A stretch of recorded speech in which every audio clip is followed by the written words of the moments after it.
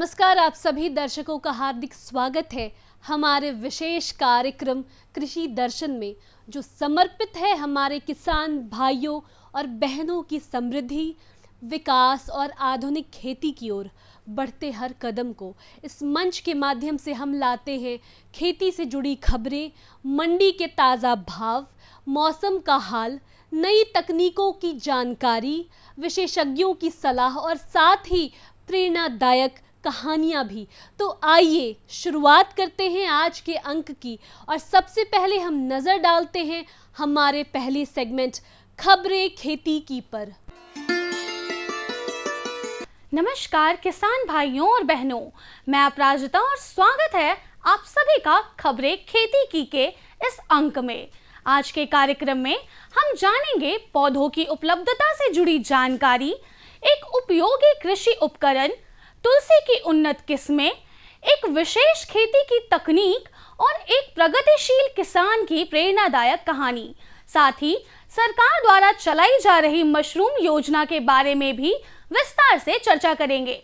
अंत में जानेंगे मंडी भाव और मौसम का हाल भी। तो आइए शुरू करते हैं आज की मुख्य समाचारों के साथ। वैशाली के कृषि विज्ञान केंद्र हरिहरपुर में आम, लीची, कटहल और औषधीय पौधों की बिक्री शुरू। खेतों से खरपतवार हटाने के लिए पावर वीडर मशीन किसानों की पहली पसंद बन रही है। तुलसी की उन्नत किस्मों राम तुलसी, श्याम तुलसी और वन तुलसी की खेती को बढ़ावा। वैज्ञानिकों ने धान के खेतों में लता वर्गीय फसलों की सह खेती से अतिरिक्त आय का सुझाव दिया। बिहार सरकार मशरूम उत्पादन पे दे रही है 50 से 90% तक की सब्सिडी। कृषि विज्ञान केंद्र हरिहरपुर वैशाली में आम, लीची, कटहल और औषधीय पौधों की बिक्री की जा रही है। किसान भाई उन्नत किस्मों के पौधे यहां से प्राप्त कर सकते हैं। इन पौधों से खेती की उत्पादकता और गुणवत्ता में सुधार होगा। अधिक जानकारी और मार्गदर्शन के लिए किसान कृषि विज्ञान केंद्र के विशेषज्ञों से संपर्क कर सकते हैं। किसान भाइयों, अभी मौसम अच्छा चल रहा है, आपको अब विभिन्न प्रकार के विभिन्न प्रभेदों के पौधे लगाने का, क्योंकि हल्का ये इस समय बारिश का मौसम है। और इसके लिए अगर आपको विभिन्न प्रकार के फलदार या फिर सजावटी या औषधि पौधों को खरीदने की ज़रूरत है, तो आप कृषि विज्ञान केंद्र हरिहरपुर वैशाली से संपर्क कर सकते हैं, जहां विभिन्न प्रकार के प्रभेदों के आम के, लीची के पौधे मिलेंगे। आपको विभिन्न प्रकार के सजावटी पुष्पीय पौधे मिलेंगे और आपको विभिन्न प्रकार के औषधि पौधे मिलेंगे। और उनके बारे में, उनको लगाने के बारे में, उनको कैसे हम उनकी सुरक्षा कर सकते हैं, कैसे हम उनसे उन्नत वृद्धि करा सकते हैं, उनसे उन्नत रूप से हम उसके द्वारा अपनी कुछ आय बढ़ा सकते हैं, उसके बारे में अगर आपको जानकारी प्राप्त करनी है तो आप कृषि विज्ञान केंद्र के विभिन्न विषयों के वैज्ञानिकों से संपर्क कर सकते हैं। बिहार उद्यान विभाग मशरूम उत्पादन को बढ़ावा देने के लिए किसानों को विशेष योजनाओं का लाभ दे रहा है। मशरूम योजना के तहत उत्पादन कीट पर 50% से 90% तक सब्सिडी उपलब्ध है। एक किट की कीमत 75 रुपए से 300 रुपए तक होती है और इसमें उच्च गुणवत्ता वाला मशरूम स्पॉर्म शामिल होता है। एक लाभार्थी को न्यूनतम 25 और अधिकतम 100 किट मिल सकते हैं। यह योजना किसानों को कम लागत पर मशरूम उत्पादन शुरू करने और हर महीने लाखों तक की आय प्राप्त करने का अवसर देती है। इस योजना से स्वरोजगार और ग्रामीण अर्थव्यवस्था दोनों को मजबूती मिलती है। पावर वीडर आधुनिक खेती का एक महत्वपूर्ण साधन है। इसकी मदद से किसान आसानी और तेजी से खरपतवार नियंत्रण कर सकते हैं। इस मशीन का उपयोग करने से खेतों में पोषक तत्व और पानी सीधे फसलों तक पहुंचते हैं, जिससे पैदावार बढ़ती है। समय और श्रम की बचत के साथ साथ लागत भी घटती है। खरपतवार हटाने से फसल की गुणवत्ता सुधरती है और किसानों को बाजार में बेहतर मूल्य प्राप्त होता है। पावर वीडर खेती को अधिक उत्पादक और आधुनिक बनाने की दिशा में किसानों का सशक्त साथी है। तुलसी, जिसे हमारे देश में पवित्र पौधा माना जाता है, औषधीय गुणों के कारण भी बेहद महत्वपूर्ण है। इसकी कई उन्नत किस्में किसानों और घरेलू उपयोगकर्ताओं दोनों के लिए फायदेमंद है। राम तुलसी हरे पत्तों और सुगंधित तेल के लिए जानी जाती है और पूजा पाठ में प्रमुखता से उपयोग होती है। श्याम तुलसी गहरे बैंगनी रंग के पत्तियों वाली किस्म है जिसका धार्मिक और औषधीय महत्व है। वहीं वन तुलसी अपने विशिष्ट औषधीय गुणों के लिए जानी जाती है और आयुर्वेदिक उपचारों में इसका व्यापक उपयोग होता है। इन किस्मों की खेती करके किसान न केवल धार्मिक और सांस्कृतिक महत्व को पूरा कर सकते हैं बल्कि औषधीय बाजार में भी लाभ कमा सकते हैं। धान के खेतों में अतिरिक्त पानी होने पर किसान लौकी, तोरी या कद्दू जैसी बेलदार सब्जियों की खेती कर सकते हैं। इसके लिए खेत में बांस और रस्सियों की सहायता से सहारा तैयार किया जाता है। इससे पौधे ठीक से बढ़ते हैं और किसानों को धान के साथ साथ इन सब्जियों से भी अतिरिक्त आय होती है। यह तरीका संसाधनों का बेहतर उपयोग करता है और खेत को भी और अधिक लाभदायक बनाता है। हमारे पास एक नई टेक्नोलॉजी है जिससे कि आप जमे हुए पानी के खेत में भी सब्जी का उत्पादन कर सकते हैं। इसे हम वेस्ट पैक टेक्नोलॉजी कहते हैं। जैसे कि आपका खाद का बस्ता है या फिर किसी और चीज़ का बोरा है जो प्लास्टिक का है, उसमें आप मिट्टी भर के उसमें एक बांस लगा दीजिए और उसे धान के खेत में रख दीजिए। एक बैग से दूसरे बैग में आप बांस में तार लगा दीजिए और उसमें आप लत्तीदार फसलों की जो बीज है उसे लगाइए। उस बांस के सहारे और तार के सहारे आपके लत्तीदार फसल उसमें ग्रो कर जाएंगे और उससे आप धान के खेत में धान के साथ साथ सब्जियां भी उत्पाद कर सकते हैं। वैशाली जिले के प्रगतिशील किसान अवधेश कुमार सिंह ने विविध फसलों की खेती में सफलता पाई है। वर्तमान में वे अपने खेतों में केला उगा रहे हैं। उनकी मेहनत और नई तकनीकों के प्रयोग से उन्हें अच्छी पैदावार और आय मिल रही है। उन्होंने बताया कि केले की खेती से परिवार का पालन पोषण आसानी से हो रहा है और उनकी तरक्की देखकर आसपास के किसान भी प्रेरित हो रहे हैं। अवधेश कुमार सिंह का अनुभव यह साबित करता है कि समर्पण और नवाचार से खेती को एक सफल व्यवसाय में बदला जा सकता है। अभी तो हम केला लगाए हुए हैं, 5 कट्ठा में करीब केला होगा और करीबन उसका 25-30 हज़ार रुपया खर्च होगा और 1 साल के बाद वो करीब 1 लाख रुपया माने हो रहा है। और अभी फ़िलहाल तो हमारा थम भी बिक जा रहा है जो रेशा में लोग ले जा रहा है और वो केचुआ उचुआ खाद उद बनाने के काम में भी ले जा रहा है। उससे 10-15 हज़ार रुपया बढ़ जा रहा है। किसान भाइयों, अब नजर डालते हैं पटना मंडी के ताजा भावों पर।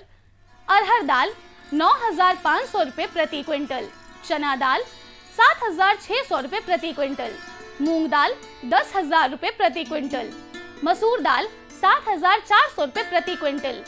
किसान भाइयों, मंडी में अपनी उपज लाने से पहले ताज़ा भाव जरूर जांचें और कोशिश करें कि सामूहिक रूप से अपनी फसल बेचें। इससे मूल भाव की शक्ति बढ़ती है और बेहतर दाम मिलने की संभावना रहती है। किसान भाइयों, पटना और इसके आसपास का मौसम आज सामान्य रहेगा। अधिकतम तापमान 33 डिग्री सेल्सियस और न्यूनतम तापमान 27 डिग्री के आसपास रहने की संभावना है। आसमान आंशिक रूप से बादलों से घिरा रहेगा। हल्की बौछारें पड़ सकती है। किसानों को सलाह है कि कटाई या भंडारण का काम करते समय मौसम की स्थिति पर ध्यान दें ताकि नमी से फसल को नुकसान ना पहुंचे। तो ये थी आज की प्रमुख खेती बाड़ी से जुड़ी खबरें, मंडियों के ताज़ा भाव और मौसम का पूर्वानुमान। साथ ही हमने जानी कुछ नई तकनीकें और मशीनें जिनसे खेती और पशुपालन को और अधिक सशक्त और लाभकारी बनाया जा सकता है। और हाँ, हमें मिली एक किसान की प्रेरणादायक सफलता की कहानी भी, जिसने साबित किया कि परंपरागत खेती भी अगर सही तरीके से की जाए तो बेहतर मुनाफा और पहचान दोनों मिल सकते हैं। अब समय है हमारे अगले सेगमेंट का, जिसमें हम जुड़ेंगे एक और महत्वपूर्ण जानकारी के साथ। यह विषय न सिर्फ खेती किसानी से जुड़े लोगों के लिए महत्वपूर्ण है, बल्कि इससे जुड़ी बातें भी आने वाले समय में नए अवसरों के द्वार भी खोल सकती है। तो आइए विस्तार से समझते हैं इस विषय को हमारे विशेषज्ञ के माध्यम से। किसान भाइयों नमस्कार। आप देख रहे हैं कृषि दर्शन और मैं हूं शांति भूषण। किसान भाइयों, जिस तरह से हमारे तकनीक ने ज्यों-ज्यों विकास किया है, हमने उस तकनीक को अपनाया और हमें सफलता भी मिली है हमारे वैज्ञानिकों के तकनीक से कि गरीबों की गाय कही जाने वाली बिहार में बकरियां, जिसे कि हम निश्चित रूप से गरीबों की गाय कहते हैं और है, तो गरीबों की गाय कही जाने वाली बकरियां भी हमारे यहाँ अब एक व्यापार का, एक रोजगार का रूप ले चुकी है। लेकिन थोड़ा सा हमें तकनीक के सहारे आगे बढ़ने की ज़रूरत है, तब हम उस व्यापार में, उस रोजगार में और सफलता अर्जित कर सकते हैं। उसी कड़ी में आज हम एक नई जानकारी लेकर आए हैं कि बकरियों में कृत्रिम गर्भाधान की आवश्यकता क्यों है। आप समझ रहे हैं कि कृत्रिम गर्भाधान बकरियों में, और इसकी जानकारी आज बिहार पशु चिकित्सा महाविद्यालय के प्रोफेसर डॉक्टर आलोक जी हमारे साथ मौजूद है। सर, आपका हमारे कार्यक्रम में स्वागत है। सर, बकरियों में कृत्रिम गर्भाधान की बिहार के परिप्रेक्ष्य में क्यों ज़रूरत पड़ी? सबसे पहला सवाल हमारा ये है। जो कृत्रिम गर्भाधान एक विषय है, अभी तक गाय भैंसों में देखा गया है अच्छे तरीके से, लेकिन बकरियों में एक नई और बहुत ही महत्वपूर्ण विधा है। अभी तक इसके ऊपर ज़्यादा काम नहीं हुआ था, लेकिन आजकल ये बहुत ज़्यादा प्रचलित हो रही है। इसका कारण भी है बिहार के परिप्रेक्ष्य में, मैं आपको बताऊं पूरे देश के भी परिप्रेक्ष्य में, कि बकरियां एक बहुत छोटे वर्ग का किसान आराम से बकरियां पालता है, कम जगह उसके लिए आवश्यकता होती है। लेकिन सबसे पहले हमको ये समझना होगा कि बकरियां हम पालते क्यों हैं, क्या उसका उद्देश्य क्या है। गाय भैंस की तरह वो दूध के लिए नहीं होती हैं, हम बकरियां पालते हैं मीट के लिए, और इसके लिए होता है कि जितनी ज़्यादा वृद्धि होगी शरीर में, वह हमारे लिए उतना ही अच्छा है। दुर्भाग्य से जो बकरे अच्छी वृद्धि करते हैं शरीर की, उसको बहुत लालच में कि जल्दी बिक जाएगा, तो किसान भाई उसको बेच देते हैं जल्दी से जल्दी।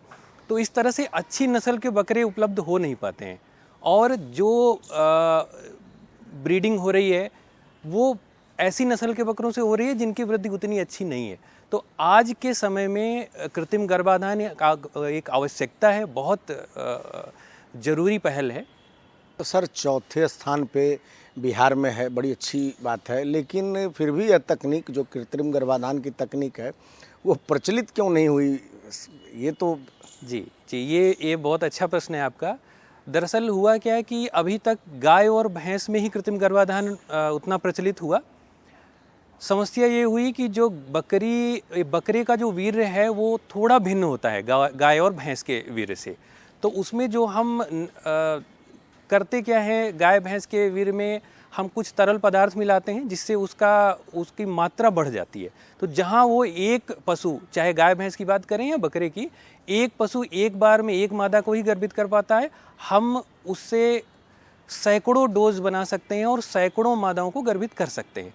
बकरे का मैंने आपको पहले ही बताया कि बकरे का वीर्य थोड़ा सा भिन्न होता है, तो उसके लिए जो तरल पदार्थ हम विकसित करते हैं वो गाय भैंस की तरह इतना सरल नहीं होता है, उसके ऊपर कार्य नहीं हुआ। लेकिन अब देश के कुछ चुनिंदा विश्वविद्यालय के वैज्ञानिक एवं हमारे बिहार एनिमल साइंसेज यूनिवर्सिटी के वैज्ञानिकों ने मिलकर के अच्छा तरल पदार्थ बनाया है, और इस आशय की एक रिपोर्ट अमेरिका के एक जर्नल में भी छपी हुई है।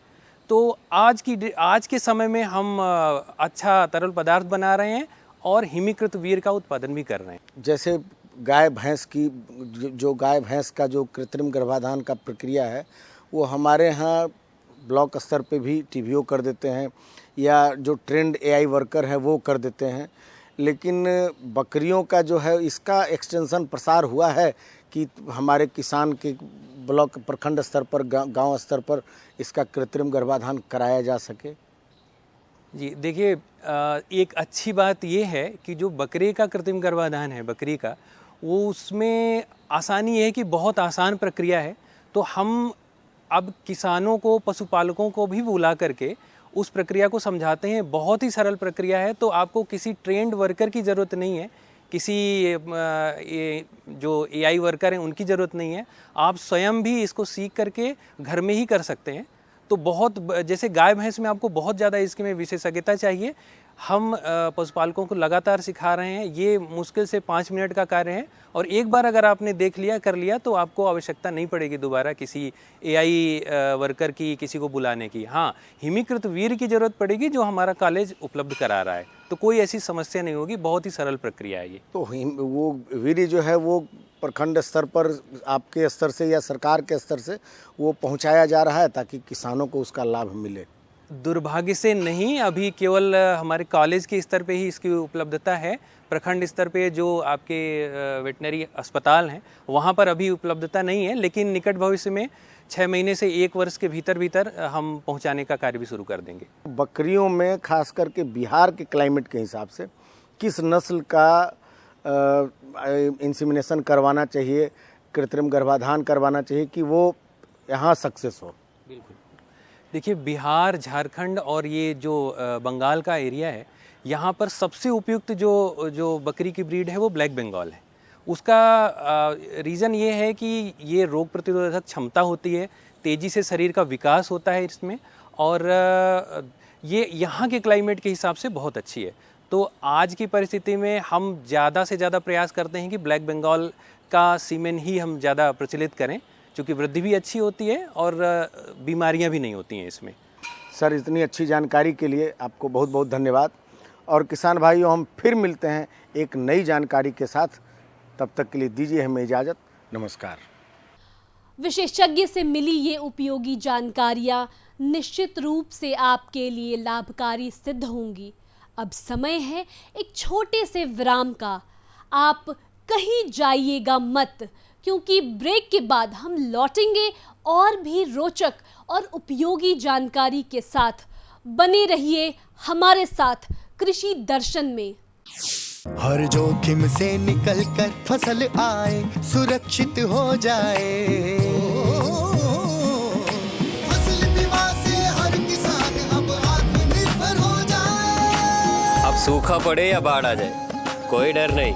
अब ओले पड़े या कीट पतंगे फसल खा जाए, कोई फिक्र नहीं। अब कैसी भी आपदा हमारी फसल पे आ जाए, क्षति होने पर हमारे दावों का उचित भुगतान मिलता है, क्योंकि हमने लिया है प्रधानमंत्री फसल बीमा। बुआई से फसल कटाई तक हर जोखिम का दावा, न्यूनतम प्रीमियम पर अधिकतम भुगतान का वादा। योजना से हर साल जुड़ रहे हैं 5 करोड़ से ज्यादा किसान। अब आपकी है बारी। नजदीकी कृषि कार्यालय, सहकारी समिति, बैंक शाखा, अधिकृत बीमा कंपनी या जन सेवा केंद्र में स्वेच्छा से करा सकते हैं पंजीकरण। फसल बीमा पोर्टल या फसल बीमा ऐप द्वारा भी किया जा सकता है पंजीकरण। प्रधानमंत्री फसल बीमा योजना, आपकी फसलों का संपूर्ण सुरक्षा कवच। कृषि एवं किसान कल्याण मंत्रालय, भारत सरकार। अरे भाई, सुना नहीं क्या? केसीसी ने किसानों का जिंदगी बदल दिया है। देश के छोटे किसान 1,60,000 रुपए तक का कर्ज बिना किसी गारंटी को ले पाएंगे। ब्याजखोरों से भी पीछा छूटा। मैं तो जैविक खेती का पूरा सामान मंगा लिया। केसीसी का भी कोई दबाव नहीं है। ब्याज चुकाने के लिए पूरा 1 साल मिलता है। समय पर भुगतान करने पर केवल 4% के सालाना ब्याज पे लोन मिल गया मुझे। अपना आधार कार्ड, लेटेस्ट फोटो और जमीन के कागजात लेके अप्लाई करो बस। और नामांकन भरने के लिए जेब भी ढीली नहीं करनी पड़ी।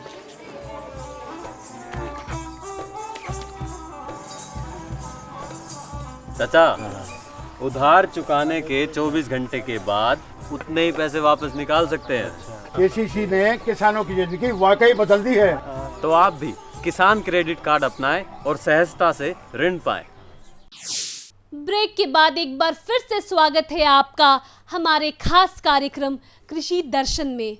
अब पेश है हमारा अगला सेगमेंट, एक संक्षिप्त लेकिन ज्ञानवर्धक फीचर फिल्म, जिसमें हम देखेंगे खेती से जुड़े महत्वपूर्ण विषय पर एक रोचक प्रस्तुति। तो आइए देखते हैं आज की यह विशेष फिल्म। मधु क्रांति, एक नए युग का आगाज। मधु क्रांति विकास के नए रास्ते खोल रही है, मधुमक्खी पालकों के जीवन स्तर को बेहतर बना रही है, साथ ही पूरी दुनिया में शहद के क्षेत्र में भारत को एक नई पहचान दिला रही है। भारत सरकार मधुमक्खी पालकों की आय को बढ़ाने और उन्हें आत्मनिर्भर बनाने के उद्देश्य से देश में मधुमक्खी पालन के संवर्धन और विकास के लिए सभी आवश्यक सहायता प्रदान कर रही है। माननीय प्रधानमंत्री के दूरदर्शी नेतृत्व में कृषि सहित मधुमक्खी पालन को बढ़ावा देने के लिए अनेक कदम उठाए गए हैं। किसान तरक्की की राह पर आगे बढ़ रहे हैं। अगर कोई सक्सेस स्टोरी मीठी मुस्कान भी बिखेरे और स्वाद में भी मिठास भरे, तब तो आप इसे जरूर सोने पर सुहागा कहेंगे। हमारे किसान इन दिनों शहद के उत्पादन में ऐसा ही कमाल कर रहे हैं। शहद की मिठास हमारे किसानों का जीवन भी बदल रही है, उनकी आय भी बढ़ा रही है। मधुमक्खियां न सिर्फ शहद देती हैं, बल्कि पर्यावरण और कृषि के लिए भी आवश्यक हैं। यूं तो भारत में लंबे समय से लोग मधुमक्खी पालन का काम पारंपरिक तरीकों से करते आ रहे हैं, लेकिन आज के समय में इस क्षेत्र में अपार संभावनाएं भी हैं और जरूरत भी है। मधुमक्खियों की इसी जरूरत और योगदान का जश्न मनाने और इसे और बारीकी से समझने के लिए ही मनाया जाता है विश्व मधुमक्खी दिवस। इसी आवश्यकता को समझते हुए 2020 में राष्ट्रीय मधुमक्खी पालन और शहद मिशन की शुरुआत हुई। उद्देश्य स्पष्ट था, मधुमक्खी पालन के कार्य को वैज्ञानिक और तकनीकी रूप से विकसित करना और ज्यादा से ज्यादा लोगों को इसके लिए प्रोत्साहित करके मधु क्रांति के सपने को साकार करना। मधुमक्खी पालन से मिलने वाले उत्पाद जैसे शहद, बी वैक्स, रॉयल जेली और पॉलन आदि कई क्षेत्रों में प्रयोग किए जाते हैं। माननीय प्रधानमंत्री जी के प्रोत्साहन से और कृषि मंत्री जी के मार्गदर्शन से आज राष्ट्रीय मधुमक्खी पालन और शहद मिशन सफलता का पर्याय बन चुका है। न केवल ये देश के किसानों के लिए आय बढ़ाने का एक साधन बना है, बल्कि तमाम लोगों के जीवन को बेहतर बनाने के साथ साथ देश के आर्थिक विकास में भी योगदान दे रहा है। 2013-14 में उत्पादन 76,000 मीट्रिक टन से बढ़कर 2022-23 में 1,40,000 मीट्रिक टन से अधिक हो गया है। 2013-14 में शहद का निर्यात 28,000 मीट्रिक टन से बढ़कर 2022-23 में 79,928 मीट्रिक टन से अधिक हो गया है। 3 विश्व स्तरीय अत्याधुनिक टेस्टिंग लैब और 31 मिनी शहद टेस्टिंग लैब स्थापित हुई। राष्ट्रीय मधुमक्खी पालन और शहद मिशन की कामयाबी सिर्फ आंकड़े ही बयान नहीं कर रहे, कहानियां खुद इसकी सफलता की बानगी पेश कर रही हैं। मैंने 1990 में मधुमक्खी पालन शुरू किया, 2 बॉक्स से शुरू किया और आज हमारे पास लगभग 4,200 बी बॉक्सेस हैं। लगभग 17 तरह के हनी हम लोग प्रोड्यूस करते हैं, जो डिफरेंट एरियाज में बी को माइग्रेट करके प्राप्त होते हैं। इसके अलावा जितने बी बॉक्सेस मैन्युफैक्चरिंग यूनिट है हमारे पास, वैक्सीट मैन्युफैक्चरिंग यूनिट है, 20 मीट्रिक टन पर डे का हनी प्रोसेसिंग प्लांट है। आज हमारा जो उत्पादन है वो 1 लाख केजी लगभग एनुअली हम लोग प्रोड्यूस करते हैं। यमुनानगर के सुभाष काम्बोज मधुमक्खी पालन के अपने काम के चलते आज देश भर में जाने जा रहे हैं। सुभाष जी ने वैज्ञानिक तरीके से मधुमक्खी पालन का प्रशिक्षण लिया। इसके बाद उन्होंने केवल 6 बॉक्स के साथ अपना काम शुरू किया था। मैंने सिर्फ अपने पोलिनेशन के लिए और शहद खाने के पर्पज से ये बॉक्स रखे थे। जब मैंने देखा कि मधुमक्खियां भी बढ़ रही हैं और हमें शहद भी मिल रहा है, तो मैंने फिर प्रोफेशनल तौर पे इसी काम को ही करने की सोची और आज की तारीख में मैं लगभग 1500 बॉक्स पे मधुमक्खी पालन कर रहा हूँ। ज्यादा से ज्यादा लोग इस मिशन का हिस्सा बन रहे हैं। इतना ही नहीं, ये मिशन नारी शक्ति को और अधिक सशक्त बनाने में भी बड़ा योगदान दे रहा है। अभी तक महिलाओं के 164 स्वयं सहायता समूहों को इससे जोड़ा जा चुका है। इसी तरह मधु क्रांति पोर्टल पर अभी तक लगभग 14,000 से अधिक पालक और 22 लाख से अधिक कॉलोनीज रजिस्टर हो चुकी हैं। आज भारत प्राकृतिक शहद का 6वां सबसे बड़ा निर्यातक देश है। भारत मधुमक्खी पालन और शहद उत्पादन के क्षेत्र में सारी दुनिया के लिए एक मिसाल के तौर पर उभर कर सामने आ रहा है। मधु क्रांति आय और रोजगार के अवसर बढ़ाए। तो दर्शकों, यही था कृषि दर्शन का आज का अंक, जहां हमने जानी खेती से जुड़ी अहम खबरें, मिले विशेषज्ञ की सलाह, देखी आधुनिक तकनीक और उपकरणों की जानकारी और सुनी एक प्रेरणादायक सफलता की कहानी। हमें पूर्ण विश्वास है कि यह कार्यक्रम आपके लिए उपयोगी और जानकारीपूर्ण रहा होगा। हम फिर हाजिर होंगे ऐसे ही और भी रोचक और ज्ञानवर्धक विषयों के साथ। तब तक के लिए आप रहें स्वस्थ, खुशहाल रहें और खेती के क्षेत्र में लगातार आगे बढ़ते रहें। नमस्कार। हमारा पता है कृषि दर्शन, कमरा नंबर 203, द्वारा केंद्र निदेशक, दूरदर्शन केंद्र पटना, फ्रेजर रोड, पटना। आप हमसे ईमेल के माध्यम से भी संपर्क कर सकते हैं। हमारा ईमेल है directorddkpatna@gmail.com या kddkpatna@gmail.com।